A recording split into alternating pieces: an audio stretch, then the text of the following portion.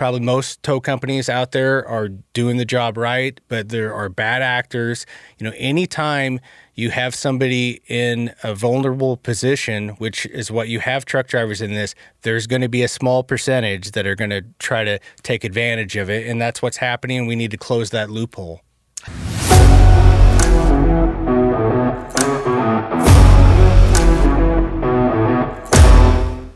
It's the first of the month, and although there is not a new issue of Landline magazine out, it is the time every month when we traditionally take a look at some of the stories inside the cover. And here to give us a peek inside is magazine senior editor Mark Schremmer. Mark, thanks for joining me. Yeah, thanks for having me, Mark. Let's kind of take a look here at one of the topics in the magazine that is one we talked about on the show quite a bit. That's predatory towing, and this is something that it doesn't affect a huge number of people, but boy, if you're the person affected, it is an awful, awful thing to encounter. Yeah, and our headline, and I kind of liked our headline on this, it's called Playing Roulette, and you make a good point there. Most, I think, truck drivers, probably this isn't something they really think of very often, because if you're not, involved in one of these incidents, it's never going to be anything you have to deal with. And obviously nobody knows when they're going to get into a crash, when they're going to get into an incident like this where they need a third party or non-consensual tow. And, and obviously can give the background, kind of explain what we mean by that, and what I was trying to outline with this story is you might have a truck driver, maybe from California, and they're doing load all the way to Florida, and somewhere along the way they get into some sort of crash, and law enforcement needs them removed off the road as quickly as possible. And so what they do is they go to a tow rotation list, and at that point, it's it's just different tow companies in that area that are basically linked to law enforcement, and whichever one is next on the list, that's who you get. The truck driver does not get to negotiate rates. They don't get to choose which tow company it is, and so basically they'll come and do their thing, and then they can charge whatever they want to charge. And these numbers, $80,000 isn't uncommon, $100,000, $200,000 we've seen. Incredible tow bills. And this is why I'm saying with that headline, Playing Roulette, if this happens to you, you could be having a great year, great business, everything going well, and then one incident like that, it could put you out of business. And I'm not trying to be, I'm not trying to exaggerate or anything like that, but that's the reality. It really could put you out of business, one incident like that, because of these, tow companies that are on the predatory end of it.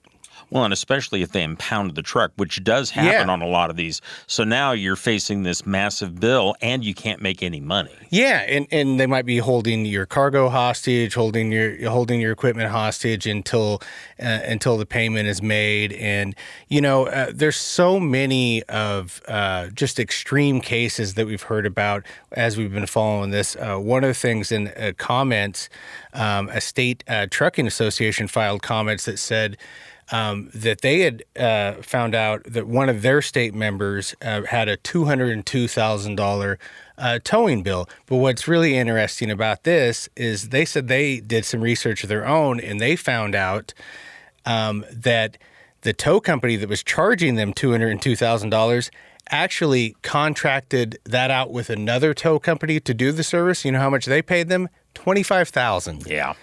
So we've gone from $25,000 to $202,000. That is a nice return on investment for basically making a phone call to a different company. Yeah, and so that's what we're dealing with, and that's not to take away from tow companies. They provide a real service. There's expense for the equipment that they have to have. They're 24/7. There's a lot of good ones out there that are very honest. 100%. And but when you're marking up from $25,000 to $202,000 and just kind of taking advantage of the insurance companies, taking advantage of the truck drivers out there on the road, it's just not right. And so I guess the overall kind of message is this: even if you have never dealt with a tow company like this, has never seemed like a problem to you, this still is something that we all should be concerned about, focused about, file comments when you can, and make sure, that this problem kind of gets resolved. And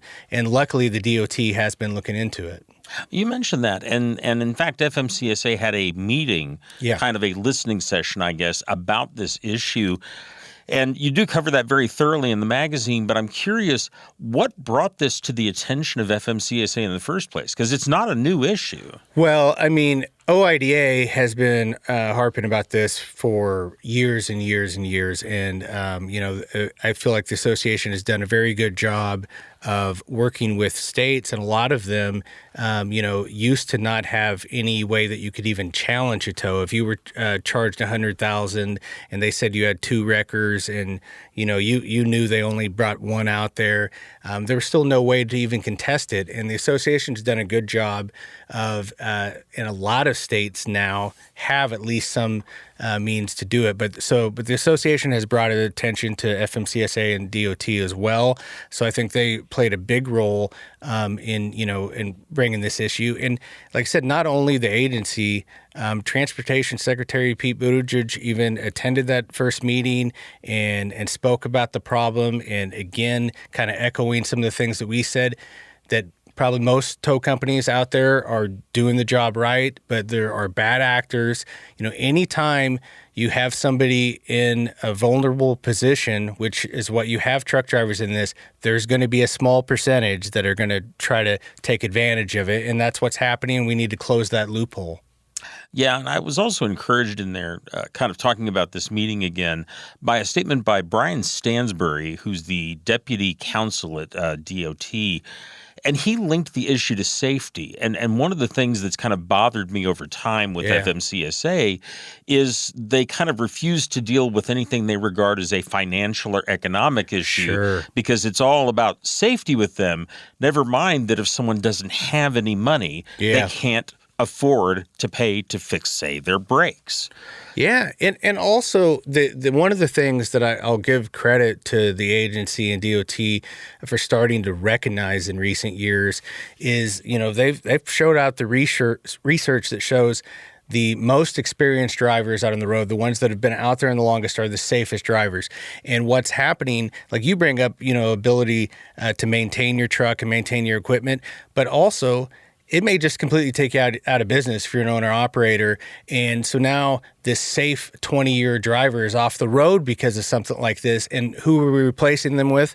Somebody who's never, an entry-level driver, 21, 22 years old, out on the road. And the stats are they're just more likely to not be as safe as the experienced driver that's just off the road. So it's definitely a safety issue. I'm glad to see that they are recognizing that, but we just need something with real teeth to actually do something about it. Something else that struck me in this are some of the statements on this issue, very specific statements by Transportation Secretary Pete Buttigieg. And first of all, he seemed to be making what I would regard at least as the right noises on this topic.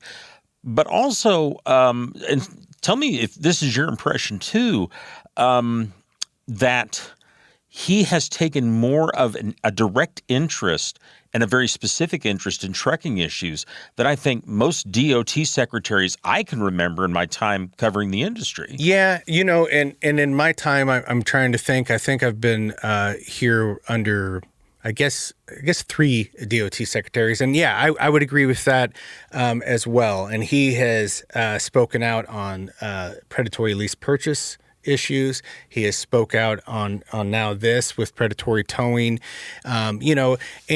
and the great thing I'll say is, like I said, I'll give them a lot of credit for they're saying the right things, and they're doing the studies and they're doing the research and they're having the panels. But now we just need to get to that next step. So all the credit to them for recognizing the issue and saying there is an issue. But now we just need it actually fixed.